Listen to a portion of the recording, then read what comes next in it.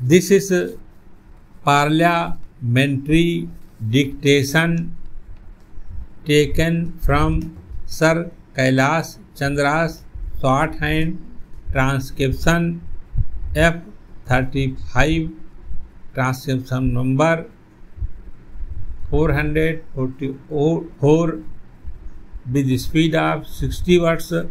Please like, share and subscribe. Ready?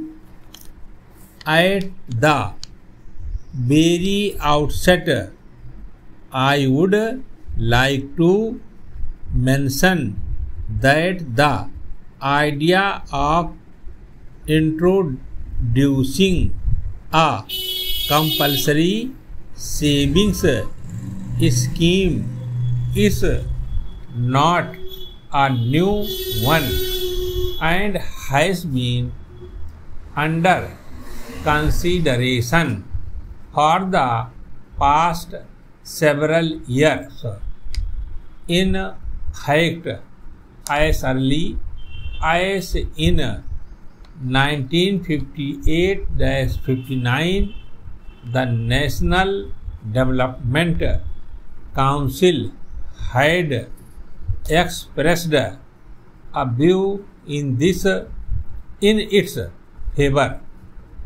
We are also trying to secure the cooperation of trade unions and employers for its introduction.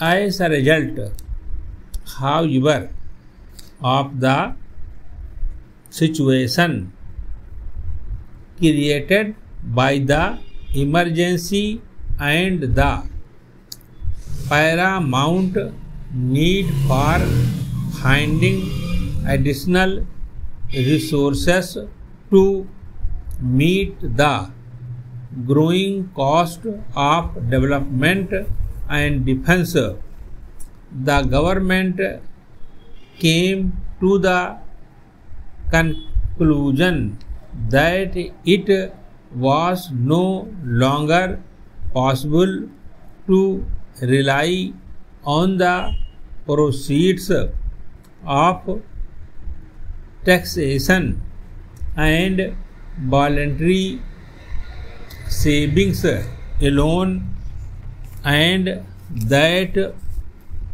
in introduction of some element of compulsory savings was unavoidable.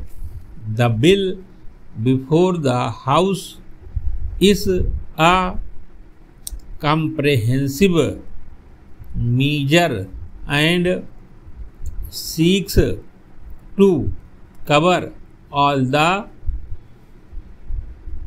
major sections of the community who can be expected to have some margin for savings, however small that might be.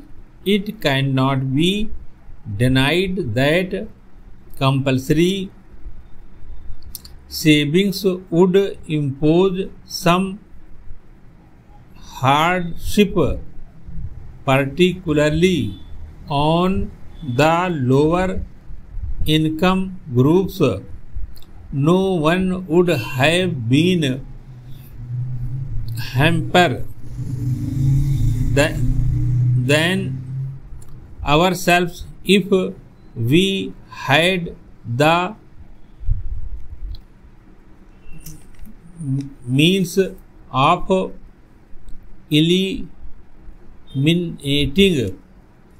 these groups from the scope of compulsory saving, but in our country by far the major portion of the population is poor, and unless the poorer sections are also made to save, we cannot hope to build the country's future prosperity. Para.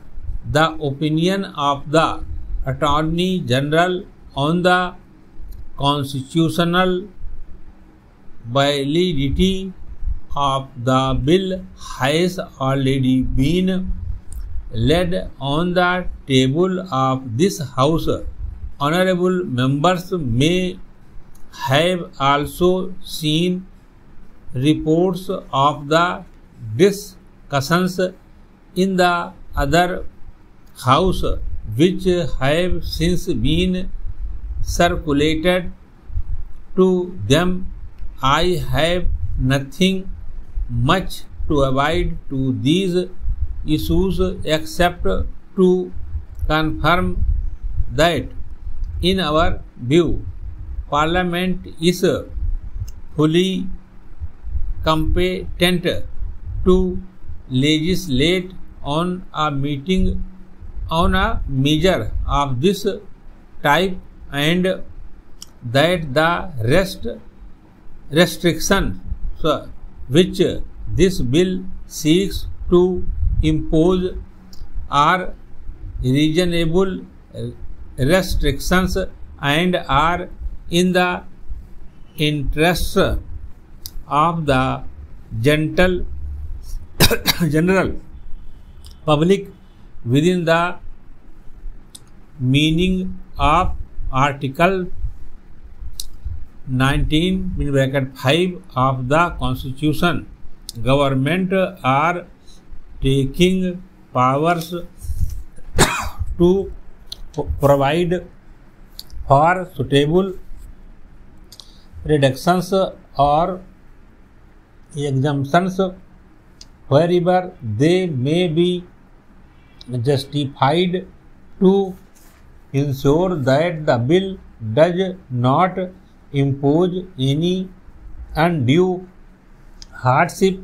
These schemes to be drawn up will be laid before Parliament, and honorable members would have full opportunity to suggest whatever modifications that they consider necessary. Stop.